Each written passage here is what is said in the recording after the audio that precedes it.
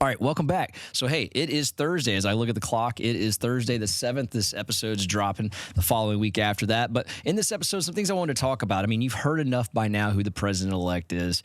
And, you know, you could argue monumental election, right, depending on what side of the table you're on. But I think you could say monumental because, you know, this is the second president in U.S. history next to Grover Cleveland that won two terms, not consecutive. And so there's something to be said for that. And I think what was said is this from the American public. And I think majority was loud and clear. And we've talked about this episodes for quite some time. The economy has not been great for everyone. And by everyone, I mean the majority of people. Yes, there are people that have thrived during this economy, but those are few and far between compared to the majority. And I think that is what won this election for Trump, is it was all on the back of the economy and fixing it. And if you go back to 2016, that's the same thing Trump ran on in 2016, coming out of the Obama era, that he claimed there was significant flaws in the data that the administration was projecting to the United States citizens. Sound familiar? And he said that the job numbers were wrong. He said that the unemployment numbers were not right. Now, I mean, he argued 5 that was being projected was wrong. It was more like 10.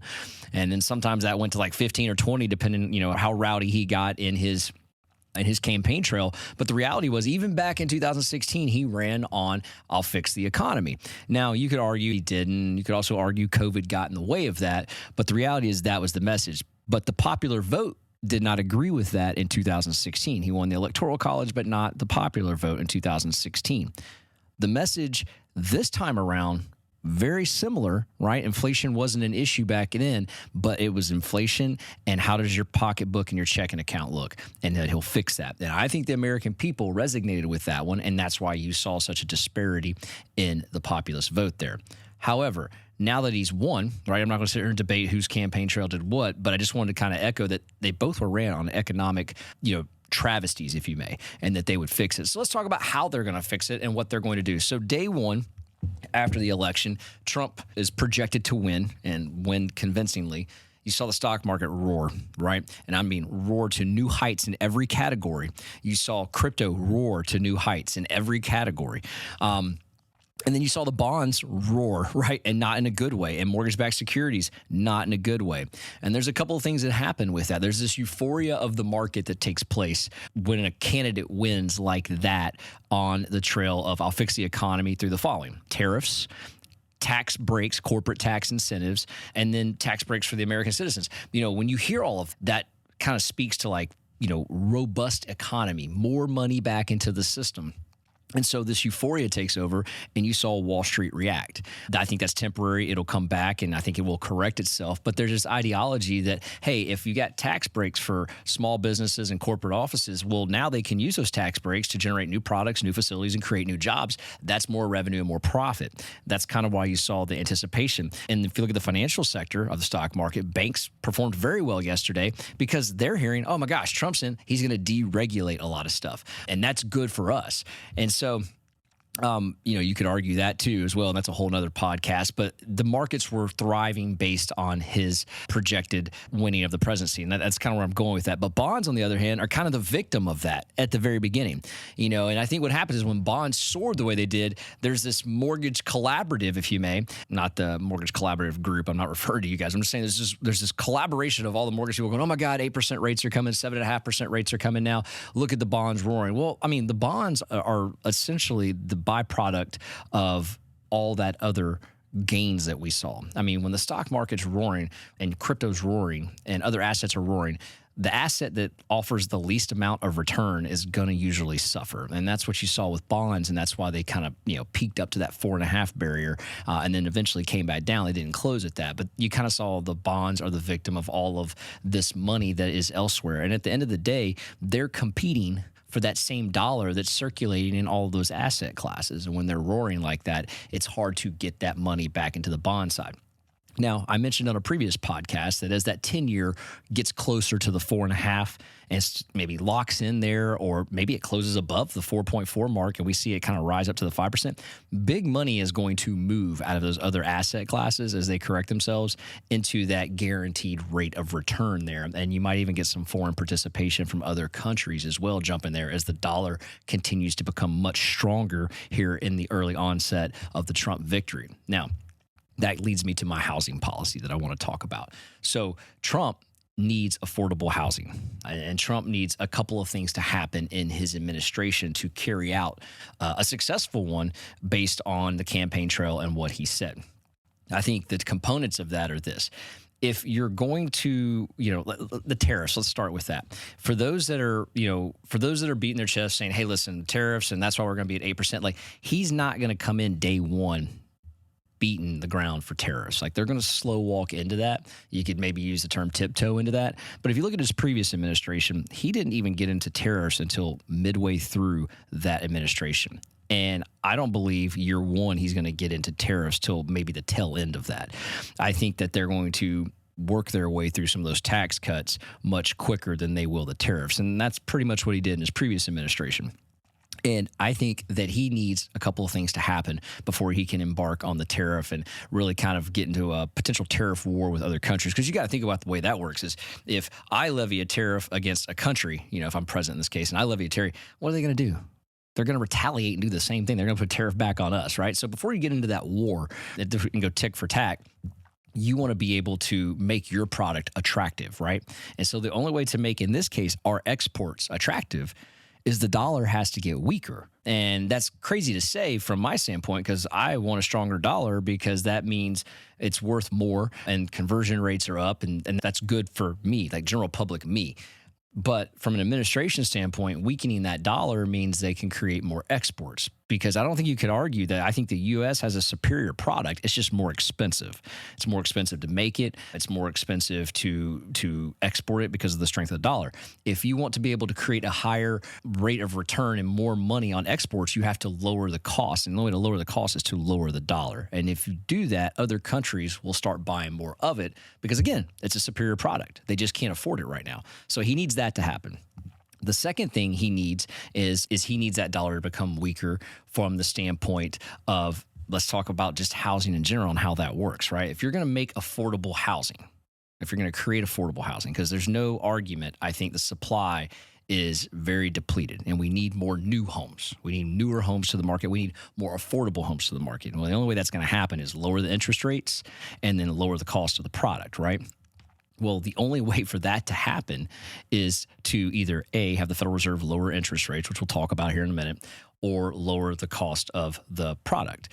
Now, one of the ways you do that is through labor costs. The other way you do that is through the cost of the goods in general, right?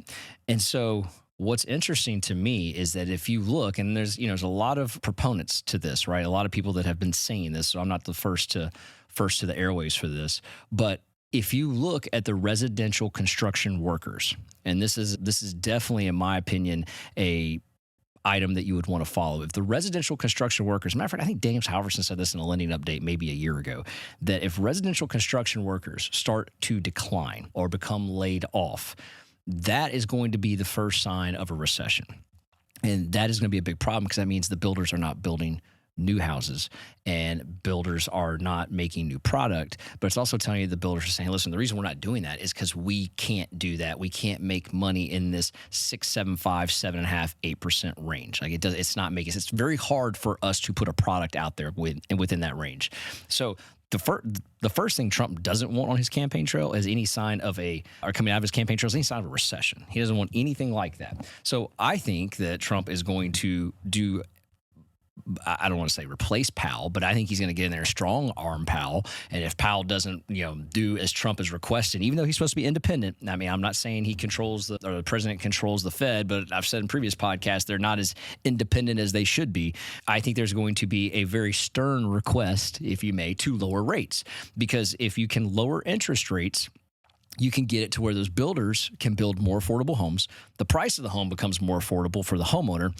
And not only that, it's a win because the residential construction workers stay there and you avoid any type of a potential start to a recession in that particular sector. And I think that is something that he has definitely got on the forefront of his policy heading into this administration. So how does he do that? Well, let's get into the Federal Reserve. Like today they meet. It's a foregone conclusion that it's going to be a quarter reduction. I don't think we're going to get anything out of that that's shocking. Normally I would do this podcast post the Federal Reserve's podium. As you know, I like to do the Jerome Powell show. I might come back to it today. The only thing that'll be interesting about today is what Powell might say at the podium. And I think he's going to be extremely cautious. Now, I think he's going to get peppered with questions about the new administration, the previous administration. I think he's going to dodge those like the greatest game of dodgeball ever.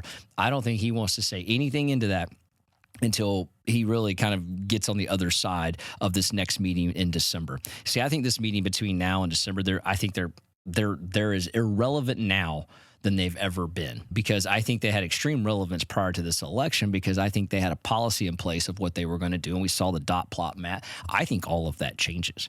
Now, I think it changes. It's good. I'm not saying it's going to do a 180 and get worse or get bad, but I think it all changes. And I think the dynamics of what this administration is aiming for is going to force the hand of the Federal Reserve to evaluate what they were hoping to accomplish, because their mandate has always been the 2% target rate inflation, which I've argued they've been there for some time because of the way inflation is calculated, the lagging 12 months. Plus, we've had a 2 handle on the core PCE for quite some time now. While it's not 2.0, it's been 2 point whatever.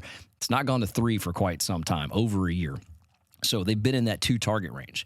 Now, the unemployment and labor data, that's been what the Federal Reserve has recently turned their attention to, and they've really been focusing on that. And we've had some job reports that I've really, probably hammered home to our audience that I think are completely, useless. But I think through all of that, they're still very concerned of the labor market. And I go back to that residential construction. If that labor market starts to show sign of weakness, that is a big problem. And I know that they know that as well. And so for me, I go back to like the first administration for Trump, and I look at like how 2018 looked on the other side of the tax cuts. And what I look at during real estate during that time is, if you were in real estate, the fourth quarter of 2018 sucked. Let's call it what it was. It was not good. Interest rates had peaked above 5.5 for the first time in 10 years, and the market itself was trending the wrong direction in the form of home valuations. We had a lot of price reductions.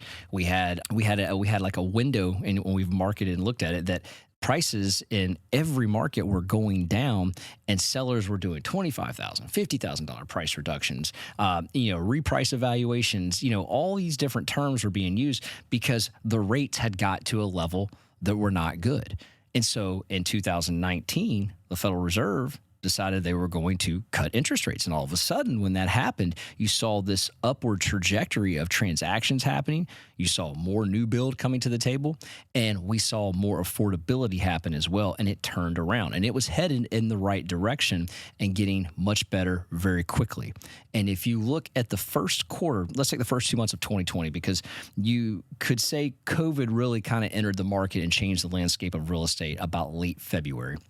But January 2020 and February 2020, the actual economic data shows that we were on the right path and correcting a lot of things that were wrong in 2018.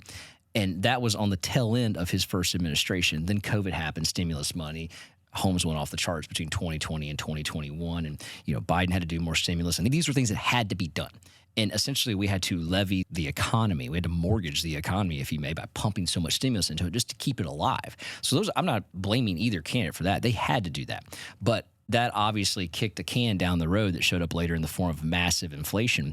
And we had to deal with that. And we've been dealing with that, you could argue, for the last 28 months of the Biden administration. And I look at this. The area where I actually felt bad for Biden is that if it wasn't Joe Biden and it was, Joe Dirt, it doesn't matter. They inherited a terrible situation that it would have showed up. If Trump would have had back-to-back wins, and this was Trump era between 2020 and 2024, we would be talking about essentially the same inflation problems. We would have been talking about the job market. We would have been talking about the same things. It may not have been as drastic. It may have been worse, but we would be talking about the same issues. It just so happens that Trump got a 4-year break, if you may, and then turned around and was able to run on the same essentially policies that he did in 2016. And it's working for him because he gets to fall into this situation and essentially, make it better. And again, I go back to that's unfortunate for the candidate before him there. But the Federal Reserve will be interesting because if you're Jerome Powell, I've said this before on the show, he knew it was an election year. They did not want to do anything to be a topic of the election, right? They knew it was a political season, but they didn't want to be political. And they did a really good job of staying out of any type of debates, any type of headlines. Well, that doesn't mean that with Trump and the administration that they were not on his radar. It just wasn't a big enough topic with the general public to bring up. But I've said this before and I'll say it again. Jerome Powell, even though he is not directly having to report to the president of the United States in the form of the president says, do this and do it, right? They're independent, right? We've talked about how I feel about that. That's an appointed position. That is not a voted on position by the American people, meaning that Trump can replace him and Biden could have replaced him. So they can be replaced. And I do believe that just looking at some of the comments over the last couple of years from Trump about how he feels about Powell, there's a high likelihood that could happen. And if that happens, I believe he will put someone in that seat that is going to be very favorable to the ZERP policy that he's going to need in order to stimulate that housing market to the level that helps boost the economy. And so I will be very interested to see who that is. We have a couple of names that have been thrown out there already, all of which are very dovish, meaning that they're on the campaign of rate cuts and zero interest rate policies. When I say ZERP, that's what I mean by that, zero interest rate policy. And so it brings to light, as I look at a graph here, I'm going to show you guys what it looked like with the Federal Reserve with Trump in office, and then show you what it looked like with Trump out of office, right? And kind of some of the policies that he aimed for on there. And this graph will be on our YouTube channel at What's Your One More. That's it. What's Your One More with the number one. Check it out on here. But it clearly shows, and obviously take COVID out of the picture, but it clearly shows what the Federal Reserve did while he was in office versus what happened while he was out of office. And the reality is this, it actually wasn't as bad as you think. It wasn't as bad as it's made out to be, meaning that it wasn't 0% for years. It was kind of working its way up a little bit, but it did find a way to correct itself in that 2019, 2020 era that I was talking about. And I think that's something that we're going to see happen again this time around. And again, I'll go back to this. When mortgage rates are at 6.75, 7.5%, there's no growth in the residential market. It's not declining, but there's no growth. You need growth in this market. It's really important. It's important for the construction workers. It's important for the housing affordability. You need growth in the market for housing starts because that is extremely important, because where you don't want them to be are at these recessionary levels, and we're very close to those right now. And so I think that's something that they know and that they're watching as well, in particular the Federal Reserve and Donald Trump. So last thing I'll leave you with on this are the tariffs, right? And I'll go into this and warfare of the tariffs and how that works. Obviously, I think public enemy in the Trump administration, number one, is going to be China and the tariffs involved with that. I don't think that happens over the course of the first 90 days, 180 days of his administration. You may see it lag into the last quarter of his first year of his administration. I think the most important thing on the ticket right now is going to be the health of the American economy. Jobs, jobs, jobs. I think that is exactly where he's heading for. And I think in doing such, they're going to have to create more jobs. And how do they do that? Well, first thing you're going to do is create more housing jobs, because that affects so many different lines. And the second thing they're going to do on that is they're going to look at those tax cuts for the corporations to incentivize them to hire more people, to create more product, to create more jobs. I think this is like a circle of life that we've seen them do before that they'll do again, and it worked for them. It absolutely worked for him. So I wouldn't be surprised if it doesn't happen again. And the last thing is this. He's going to want to tackle the national deficit. It's going to go up. By the time he comes in office, it might be $37 trillion. And I don't think that's too far-fetched. I think it's right in line here. If you look at the national debt online in real time, it probably is exactly going to be maybe a little bit over $37 trillion. He can't come in there and reduce it. I mean, if you notice, there's not a single candidate that ran on the ideology of I'm going to reduce the national deficit. And the reason why is there's hard cost in the budget that they can never get rid of. Social Security, veterans, retirement, the VA, you've got the Department of Defense budget, which he wants to increase, right? So the only way to actually reduce the cost is going to have to be reduce the interest on that cost. Well, that's going to come from the Federal Reserve reducing the Fed funds rate down. And as they do, that is how they will tackle the national deficit. And that's going to be the only win they have there, because that deficit right now is about $1 trillion a year over budget. And they can't create more, because the only way they would create more revenue would be to raise the taxes, and they're not going to do that. So, or cut some of those hard costs, which they're definitely not going to do. So the only way he is going to tackle that, and the only way he's going to win at that, is to reduce the actual interest on that. Now, no candidate talked about that, but it is a tactic that they will use, and it's a tactic that they used in their previous administration, and you'll see them do it again in this one. So, guys, if you like what you're hearing, share this podcast. I'd love your feedback on this. I know some of this stuff it's still relatively sensitive, new, it's fresh. There's a lot of people that, are displeased with the outcome. That's not what this podcast was about today. This podcast was about policies and accepting, who's in office now and what it's going to look like for the next 4 years. And that's what I wanted to tackle and project as we kind of go into that new era and what it looks like. So if you like what you're hearing, please share this podcast. Check us out at our YouTube channel at What's Your One More with the number 1. And also check us out on Apple and Spotify. To the next episode, we'll see you guys at What's Your One More. Got one more shot, I'm going to make it. One more chance, I'm going to take it. I meant it when I said it, now it's time for me to do it. I got one life to live, so I put my all into it, yeah.